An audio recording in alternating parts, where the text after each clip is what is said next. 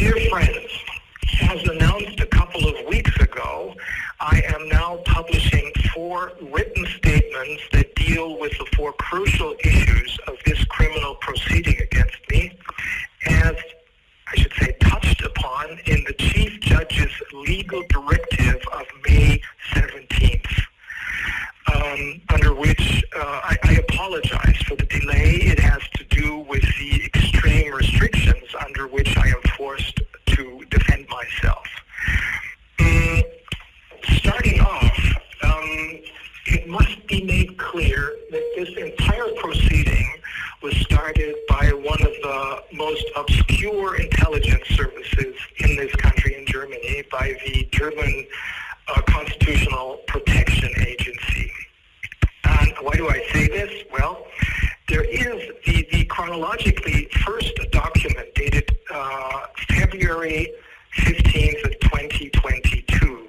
It's somewhat hidden in the file, but this is a document, by the way, this is February 15th, 2022. This is a document written by someone who is a member of the Financial Intelligence Unit with the Department of State Protection. That's what it's called.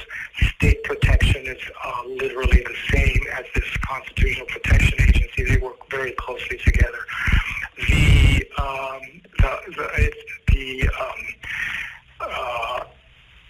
This report says in bold letters, state protection relevance.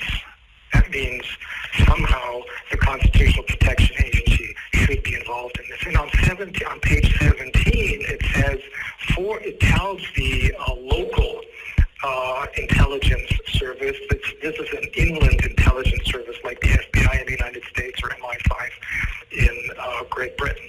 So it's written to this state protection, constitutional or state protection agency, and it says on page 17, for your information, I hereby let you know that this report is being sent to the German Constitutional Protection Agency. And in the next sentence, it says, any further inland public authorities have not been informed. So nobody was supposed to know about this secret arrangement. Now, let me continue. The issue on May 17th is in this directive, he tries to intimidate both the defense team and the public by claiming that the defense's work manipulates the public, and he claims that the accused of a criminal trial must not and may not defend himself. The defense attorneys may not defend themselves in the way that we did it by, among other things, he claims, we didn't do that up until then, accusing them of criminal obstruction of justice. Well, now we're doing this because it's absolutely legal to do that. He also lied about the now proven kidnapping from Mexico and the fact that the defense has been denied a fair trial and fair hearing throughout this proceeding up until now, because there's massive amounts of evidence that have been withheld and are being withheld by the prosecution.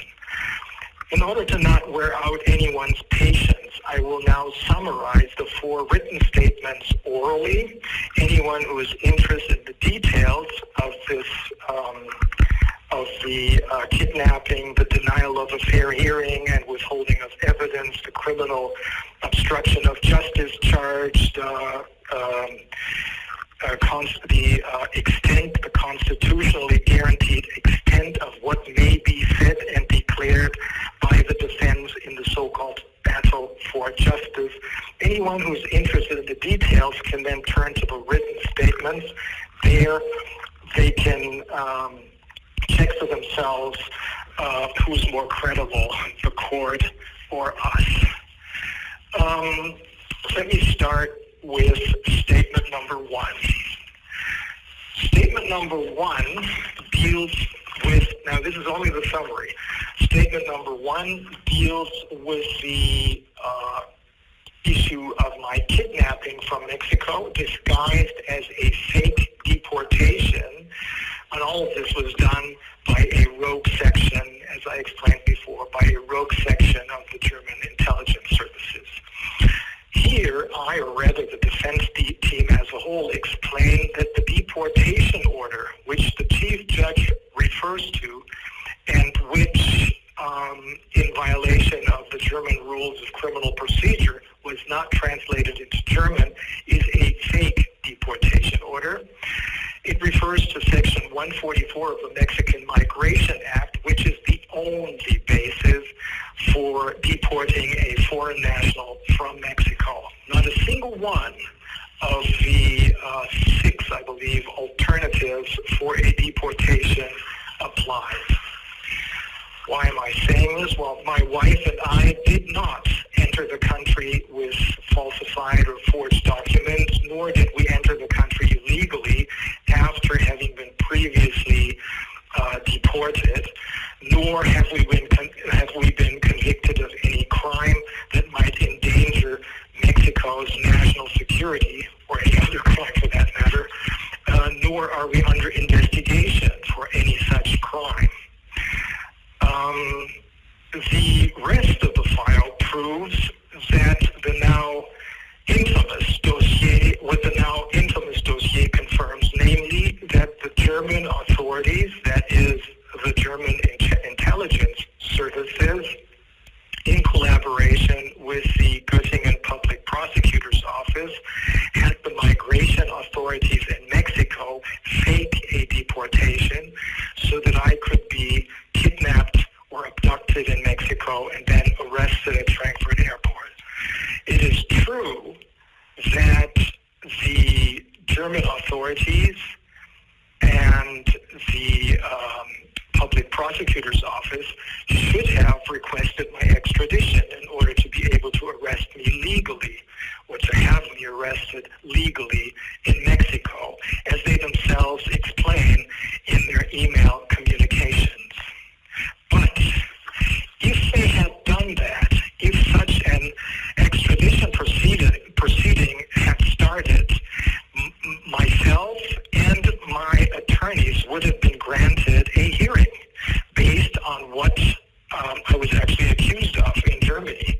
And had I been, or had we been given such a hearing, then the whole truth would have come out. The truth which has come out during this trial, that the charges leveled against me up until December or so, that's when slightly different charges were alluded to, but the official charges back then were, as it turned out, a complete lie. It was just a house of cards. And this was not to happen. That's what would have been revealed in Mexico. That would have been an international incident, and that's what the court is now trying to conceal, namely that the accusations made by the Public Prosecutor's Office were all false and fabricated by the German government and its intelligence services with the help of its agents, including my accusers, who were at that point working for the intelligence services. And so that's why they did not go through this legal proceeding, an extradition proceeding, because that would have come out. Now, what's the consequence of this, the legal consequence of this abduction or kidnapping? The legal consequence of such a kidnapping is that the kidnapping country loses any jurisdiction over the kidnapped, must set him free, and owes him damages. Statement number 2 outlines the requirement of a timely and full hearing. It is a crucial prerequisite, the crucial prerequisite for a fair trial. In this statement, we show that both the defense and I were denied a hearing for more than a year and 3 months. That the accused must be given a chance to tell his side of the story before there's an indictment. I was only heard 1 month after the indictment and 3 months after my kidnapping in Mexico. We also show that the prosecution has been withholding vast amounts of evidence from the defense. Dozens and dozens of phone calls, plus documentary evidence, crucial documentary evidence has been withheld by the prosecution, among which is the material that the prosecution sent Vivian Fisher's lawyer and the documents which Vivian Fisher's lawyers sent to the prosecution, and on whose basis the prosecution then terminated the investigation against Vivian Fisher. So that's the denial of a fair hearing and the withholding of evidence. What that amounts to is the following. If you remember the case against the actor Alec Baldwin, which a couple of weeks ago was thrown out by the court in the state of New Mexico. And that's because not massive amounts, but one piece of evidence had been withheld by the prosecution from the defense. So that's the withholding of evidence. Statement number 3, deals with the crime of criminal obstruction of justice, which both the court and the DA's office are guilty of. Here, we argue that the conduct of the chief judge and the prosecution amounts to the commission of the very serious crime of criminal obstruction of justice, pursuant to Section 339 of the German Criminal Code. That's a felony, punishable by at least 1 year of imprisonment. Why is the court guilty of this? This is because the court simply invented new facts after the initial accusations against me had collapsed during the hearings like a house of cards, because they were based on the lies of the authors of the criminal complaint against me, who, since probably the end of 2021, had been working for the German intelligence services in order to have me jailed and defunded. When their lies had been exposed through the hearings in court at the beginning of May of this year, the court abruptly changed course, abandoned the original accusations, and invented the original accusations were that the loans that we took out were illegal. And then they invented, or he invented, the presiding judge, the chief judge, invented new charges based on nothing but thin air. And the charges are that there were no loan contracts entered into by Vivian Fisher and myself, rather that we had entered into several elaborate secret agreements, according to which the loan contracts were fake and not binding, and that the loan contracts were only meant to disguise the fact that in reality we had entered into trust agreements, according to which the money was to be transferred from the donation bank accounts to one or more, we don't even know how many, private bank accounts. The court neither explains when this might have happened, nor who is engaged in these agreements, nor who is bound by any such alleged agreements. But that is the new accusation. And for us, of course, it's easy for us to prove that this is wrong. But in order to prove this, we have to be able to hear the witness. And the only witness that plays any role in here is the other party to these allegedly secret agreements, and that is the direct witness, not a hearsay witness, but a direct witness, and that is Vivian Fisher. And of course, the court doesn't want to hear, obviously, because they know that she will not survive such a hearing, because she will not be able to explain the contradictions in her own testimony, in her actions, etc., etc. So this, we believe, is in and of itself the crime of criminal obstruction of justice. But if you look at the totality of the evidence, if you look at the fact that the court knows that I was kidnapped, that massive amounts of evidence have been withheld from the defense, that I've been denied a fair hearing, etc., etc., there can be no doubt whatsoever that the perpetrators will have to be sent to prison for at least 1 year. The number 4 statement explains that the Chief Judge's assertion that the defense does not have the right to defend their case by arguing it clearly and even aggressively, and even accusing the court and the prosecution of the felony of criminal obstruction of justice is dead wrong. The court's stance is in violation of long-standing established rules and guidelines of Germany's highest court. There's masses of precedent for this. The Constitutional Court has fleshed out for what the Constitutional Court calls the battle for justice.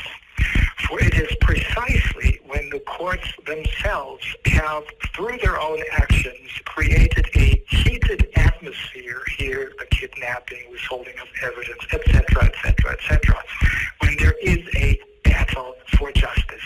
And in this battle for justice, the defense must be able to strike back as hard as is necessary to counter the state's attacks on justice and the rule of law. And it includes the accusation of criminal obstruction of justice. These decisions by the Constitutional Court, the German Supreme Court, and the district courts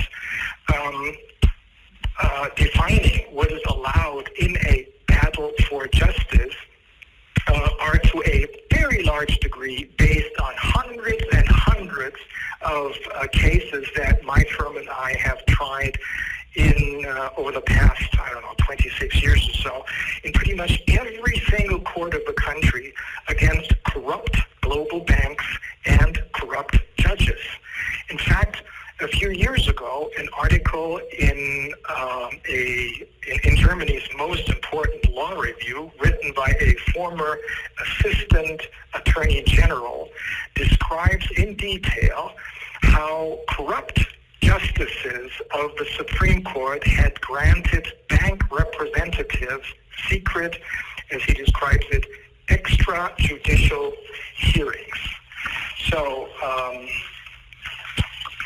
if you want to check for the details, please read the written statements. There you can, and then you can make up your mind whether you are too stupid to understand what's going on, and you can make up your mind who is more credible, the court or us, because the court rules in the name of the people. Whatever they decide, it'll be in the name of the people, and you are the people. We are the people. You have to bear with me. It may take a couple of days for the correct translation into English to reach you, because thus far we only have a DeepL translation. As you know, I'm deeply involved in my own defense work now, so we have to rely on our friends such as Elsa or Alex or Dexter or Celia and others to help us translate it. But I'm pretty sure you're not as stupid as the judge thinks you are, but